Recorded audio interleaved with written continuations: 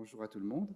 Euh, Monsieur le Premier Président de la Cour d'appel de Dijon, Monsieur Malatrasi, qui va peut-être nous rejoindre en cours de journée, Monsieur le Procureur général près de la Cour d'appel de Dijon, Monsieur le Directeur général de l'ARS, un représentant de l'ARS qui est dans la salle, Monsieur le Président du tribunal de grande instance de Dijon, Monsieur Bruno Laplane, Monsieur le Procureur de la République, Monsieur Éric, près du tribunal de grande instance de Dijon, Monsieur Éric Maté, Madame la bâtonnière, Monsieur le directeur de la maison d'arrêt, Madame la secrétaire générale de l'Ordre des médecins, Mesdames et Messieurs les professeurs du centre hospitalier universitaire de Dijon, professeur Bonnard, Madame le professeur François-Irène Purcell, Monsieur le président de la commission médicale d'établissement, Madame la conseillère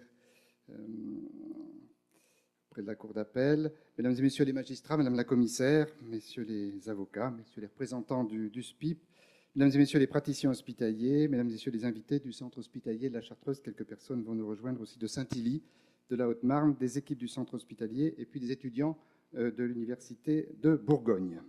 Alors je suis très heureux de vous accueillir pour ces 6e journées d'échange psychiatrie-justice, avec pour thème cette année les expertises psychiatriques pénales.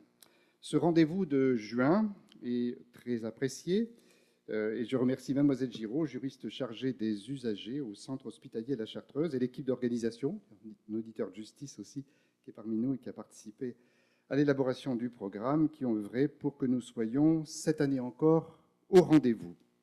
Je dois excuser Monsieur le Premier Président de la Cour d'appel, Monsieur le Procureur général le fera bien sûr aussi, Monsieur Malatrasi, qui devrait nous rejoindre si son agenda le lui permet, et Monsieur Davigo, le représentant de l'ARS, qui a été retenu pour une autre réunion à laquelle il n'a pu se soustraire. Je remercie tout particulièrement Monsieur le Procureur général d'avoir accepté de dire et d'évoquer la problématique des expertises psychiatriques pénales en propos liminaires après mon mot d'accueil sur un sujet sur lequel, vous me pardonnerez, je ne vais pas m'aventurer, laissant ce soin à des voix plus expertes. Un remerciement chaleureux à Monsieur Laplane, président du tribunal de grande instance de Dijon, et Monsieur Maté, procureur de la République près du tribunal de grande instance de Dijon, qui ont accepté d'être avec moi les modérateurs de cette journée. Sans aborder de sujet au fond, je vais citer de manière anecdotique et peut-être aussi symbolique quelques échanges informels avec vos prédécesseurs, Monsieur le procureur, Monsieur Lallemand et Madame Tarard, qui ont participé à ces journées, à l'occasion de ces journées, me demander de les aider à susciter des vocations d'experts chez les médecins psychiatres. Alors je mesure, après quelques années, que ma contribution pédagogique sur ce sujet a malheureusement été très limitée. Puisse bien sûr ces journées nous faire progresser. Il y aura quelques médecins psychiatres qui seront dans la salle où nous rejoindrons aussi au moment de la pause déjeuner, et peut-être susciter donc des vocations chez les internes, chez les assistants et chez les praticiens hospitaliers qui aujourd'hui s'engagent dans une carrière de service public. On est dans une période où il y a un renouvellement intergénérationnel aussi du côté des jeunes médecins psychiatres. Pour les personnes qui participent pour la première fois à ces journées, donc rappelez que les rencontres psychiatrie-justice nous ont permis, ici à la Chartreuse depuis 6 ans, d'évoquer des sujets variés, comme les soins sans consentement. On l'a fait à deux reprises, avec une évaluation, un bilan de la mise en œuvre de la loi, de l'avancée du droit des personnes souffrant de troubles psychiques. Les mesures concernant la protection des majeurs. On a abordé la question des signalements. On a abordé toutes les questions aussi autour de l'enfance, avec les conséquences de la séparation parentale sur l'enfant. Le dispositif aussi de prise en charge des patients présentant des troubles psychiques en milieu carcéral. Et on a abordé aussi les spécificités des situations socio-médicales et des suivis socio-judiciaires. Le principe de ces journées est de confronter avec bienveillance des points de vue et de dissiper des incompréhensions par l'échange, dans le respect du rôle et des responsabilités de chacun. Alors, quelques informations très pratiques. Un livre acte avec sommaire interactif retraçant les échanges résultant des journées 2013 à 2016 est disponible sur le site du centre hospitalier de la Chartreuse, ainsi que la vidéo des 5e journées. Autre information, vous serez invité à renseigner un document d'autorisation individuelle pour le film et les photographies qui apparaîtront ensuite dans la rubrique Actualité de notre site. Et puis la journée sera filmée par la société Bretzel, mais ne seront filmées que les interventions au pupitre et à la tribune, et pas les débats, pour laisser nos débats se dérouler dans des conditions les plus spontanées possibles. Et il faudra juste éviter de passer devant la caméra, on m'a dit de rappeler ça, pendant l'intervention, pour éviter effectivement que ça crée une petite interaction négative. Information aussi importante pour le cocktail déjeunatoire de midi qui a été préparé cette année par les équipes du centre hospitalier de la Chartreuse, que je remercie. Vous vous rendrez au premier étage, au centre de documentation. Centre de documentation donc, qui est dirigé par Madame Alexandre Duban, notre documentaliste, qui vous a préparé aussi dans votre dossier une plaquette bibliographique avec tous les articles qu'elle a trouvés sur le sujet d'aujourd'hui. Et vous pourrez aussi consulter les livres. J'attire juste votre attention sur le fait qu'il faut le faire sans faire de taches de café ou de tomates sur les livres. Voilà, on garde de beaux livres. Autre information très concrète pour les observateurs attentifs que vous êtes, vous avez sans doute remarqué une banderole à l'entrée de l'hôpital. Donc il y a un rendez-vous syndical qui est organisé le jeudi à l'entrée entre midi et 2h, donc qui n'a rien à voir avec disons notre journée d'aujourd'hui. Et les organisateurs m'ont assuré qu'il n'y aurait aucune perturbation du déroulement de ces journées et des allées et venues. Mais bon, vous verrez quelques personnes devant la porte de l'hôpital. Pour le programme de la journée, nous aborderons ce matin la question des enjeux de l'expertise avec les interventions de Madame le professeur François Purcell, que je remercie très chaleureusement, chef du service de médecine légale, d'Emmanuel Villon, vice-président du tribunal de grande instance, et du docteur Guichert, et de Madame Quenin, vice-présidente du tribunal de grande instance, chargée de l'application des peines. Et cet après-midi, donc, après la pause déjeunatoire, on abordera l'évolution de l'expertise avec les interventions de Maître Petit, de la psychologue du Centre de ressources et d'intervention auprès des auteurs de violences, auprès des personnes qui accompagnent les personnes qui suivent les auteurs de violences sexuelles, donc Claire Ederlé et Madame Potvin, donc conseillère à la Cour d'appel, présidente de la Cour d'assises. Je remercie en votre nom très chaleureusement tous ces intervenants. N'oubliez pas de réfléchir pendant ces 6e journées au sujet des 7e. C'est une petite tradition que nous avons. Donc que le thème général soit évoqué en cours de réunion et qu'on l'ait presque arrêté à la fin de la 6e journée, enfin la journée qui précède l'année suivante. Donc une très belle journée de travail, de formation et d'échange à toutes et à tous. Et je cède la parole à Monsieur le procureur général près de la Cour d'appel de Dijon pour son intervention liminaire.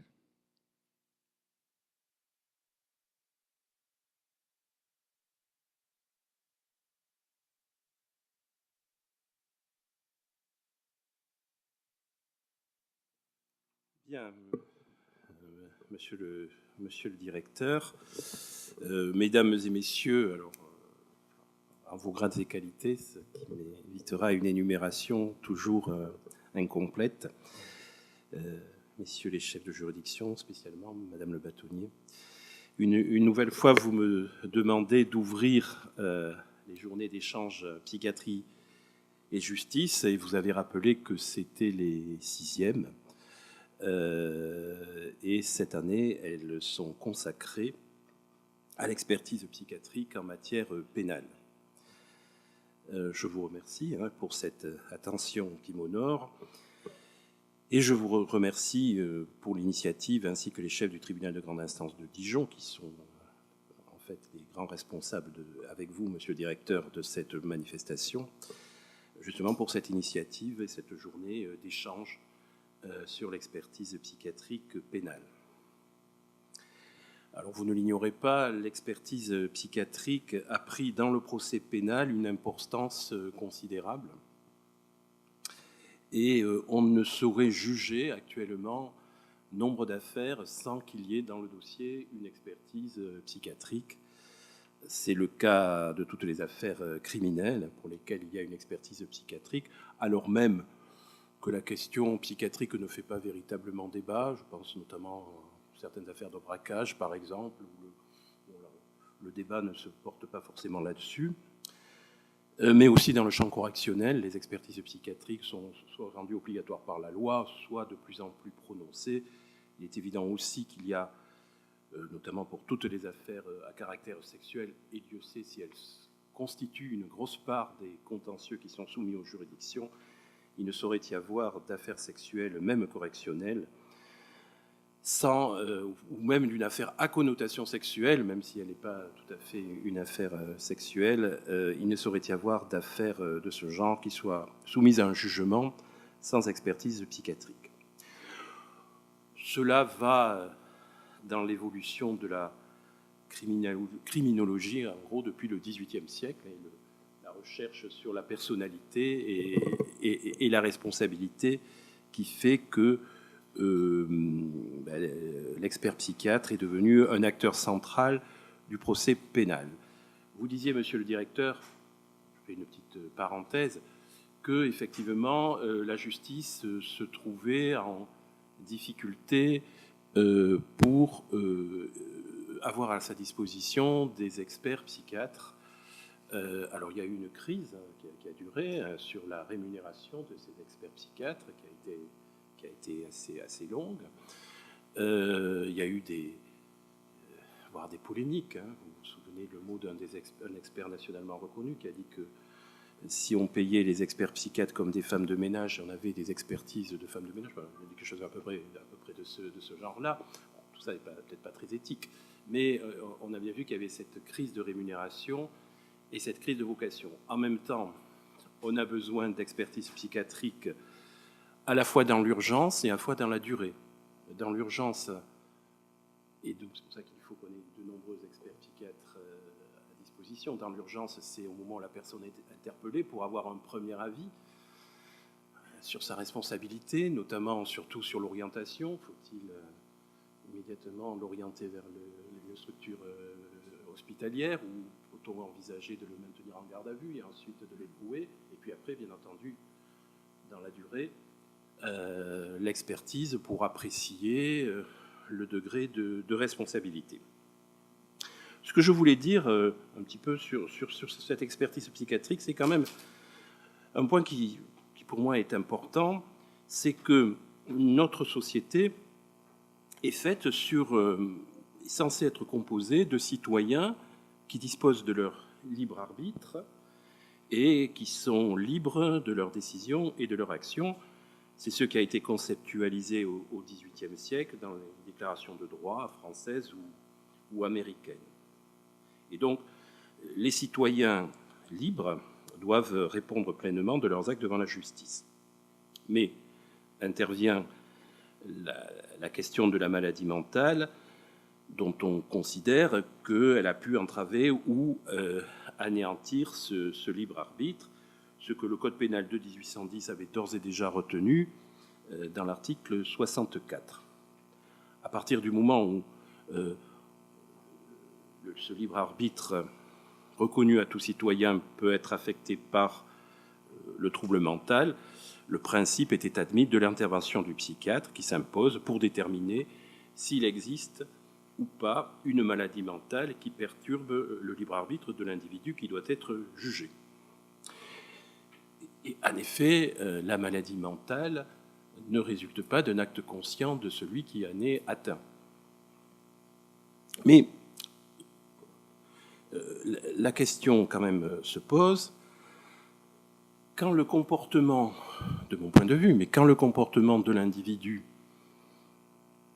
qui est perturbé et où il apparaît que son libre arbitre est altéré, mais que cela résulte d'une situation qu'il a lui-même créée ou provoquée. Dans ce cas, est-ce que sa responsabilité pénale doit être atténuée ou pas? La situation est fréquente et simple, c'est la situation de l'individu qui consomme de l'alcool, qui se trouve donc en état d'ivresse et qui commet des actions sous l'emprise de l'alcool où on peut considérer qu'il ne disposerait pas complètement de son libre arbitre. Mais dans ce cas-là, c'est pareil si l'action peut se faire sous le cas de produits stupéfiants. Mais de mon point de vue, dans ce cas-là, dans la mesure où c'est lui-même, de façon consciente, qui s'est mis dans cette situation, la atténuation de responsabilité qui est prévue dans le code pénal ne devrait pas pouvoir jouer. Et il y a là aussi une discrimination que l'expert pourrait faire. Ça peut parfois être plus complexe, et je l'ai eu moi-même aux assises dans une affaire de meurtre, où on se trouve dans la situation d'un accusé, au cas auquel je pense qu'il a commis un meurtre, dont les experts nous ont expliqué qu'il était schizophrène, mais qui n'était pas dans un milieu hospitalier, mais qui avait un traitement, et que ce traitement stabilisait son comportement, alors que délibérément, à un moment, il a arrêté de prendre son traitement et qu'il s'est trouvé dans une situation qui a fait que le passage à l'acte est intervenu. Et dans les réquisitions que j'ai développées devant la cour d'assises, j'ai indiqué que, de mon point de vue, alors bien entendu, l'analyse que faisait l'expert était fondamentale pour apprécier cette situation, parce que l'expert décrivait bien, justement, décrivait bien ce que je viens de dire, et de façon beaucoup plus fouillée et beaucoup plus argumentée. Mais ça m'a permis de développer devant la cour d'assises que je considérais que sa responsabilité était pleine et entière, puisque c'était par un acte volontaire de sa part qu'il n'avait pas pris son traitement, sachant les conséquences que cela pouvait avoir à son égard. Donc, je pense que la responsabilité individuelle de chacun doit être préservée dans le procès pénal et que le psychiatre doit nous aider à l'apprécier, mais qu'elle ne doit pas disparaître. Il est également intéressant, de mon point de vue, que le psychiatre, notamment pour les affaires d'assises, puisse nous donner justement une évolution qui a pu se faire. Il peut des fois être intéressant d'avoir deux expertises psychiatriques. Une première expertise psychiatrique qui nous permet de voir la situation au moment du passage à l'acte. Et puis, il peut s'être passé 18 mois avant que le dossier soit clôturé, et une deuxième expertise psychiatrique qui nous montre ce qu'il a pu faire, les suites qu'il a données aux propositions qui ont pu être faites par l'administration pénitentiaire par rapport à sa situation, et ça permet, alors là c'est dans la prospective de ce qui se passera après, être tout à fait fondamental. Le développement de la psychiatrie dans le procès pénal est essentiel, et je crois que vous allez en parler cet après-midi. La déposition de l'expert psychiatre devant la cour d'assises est toujours un des grands moments de l'audience, parce que il y a souvent un feu roulant de questions qui sont posées pour essayer peut-être des fois de faire dire au psychiatre plus que ce qu'il ne peut dire ou plus que ce qu'il ne doit dire. En tout cas, cette déposition est essentielle. Pour terminer, je voudrais rappeler un principe essentiel, c'est que l'expertise psychiatrique donne un éclairage, donne une information au juge, mais que c'est toujours au juge de décider, qu'il n'est pas lié par l'expertise psychiatrique. Pour l'avis de l'expert, c'est si vrai qu'il arrive dans des cas extrêmes qu'on puisse avoir des expertises contradictoires qui ne vont pas forcément dans le même sens. Mais c'est important quand même que le juge en fait ne délègue pas la décision à l'expert psychiatre et qu'il la garde pour lui et qu'il considère que l'expertise n'est qu'un avis. Le législateur l'a quand même consacré récemment dans la loi du 25 février 2008, qui a introduit un titre 28 dans le Code de procédure pénale qui est consacré à la procédure et aux décisions d'irresponsabilité pénale pour cause de trouble mental. Vous savez que une procédure est organisée dans laquelle le juge doit se prononcer sur la culpabilité, ou plutôt au sens de dire si la personne a ou n'a pas commis le crime ou le délit ou l'infraction qu'on lui reproche, et dans un deuxième temps se prononcer sur sa responsabilité pénale, au regard des troubles qu'il peut présenter. La pratique que nous avons dans le ressort de la Cour d'appel, notamment pour toutes les affaires criminelles, qui est suivie par les juges d'instruction et les parquets, qui sont de renvoyer, dans ce cas-là, pour les affaires criminelles, la décision à la chambre de l'instruction.